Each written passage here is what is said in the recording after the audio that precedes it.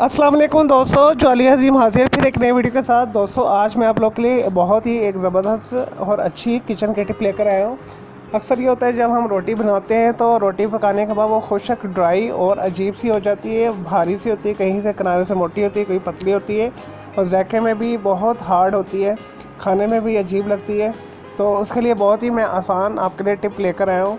तो जब भी आप आटा गूँधें, वो किसी भी किस्म का आटा हो, वाइट आटा हो या होल व्हीट आटा हो, यानी कि गंदम का जो चक्की का आटा हो या जो बाज़ार से मिलता है सफ़ेद आटा वो हो, तो जब आप रोटी इसकी बनाते हैं तो वो खुश्क और ड्राई हो जाती है। इसके लिए आप जब आटा को गूँधें, इसके अंदर आप 5-6 ड्रॉप्स लेमन जूस डाल दें और हाफ़ टी स्पून या 1 टीस्पून के करीब आप इसमें जो है वेजिटेबल ऑयल डाल दें। फिर आटे को गूँधें।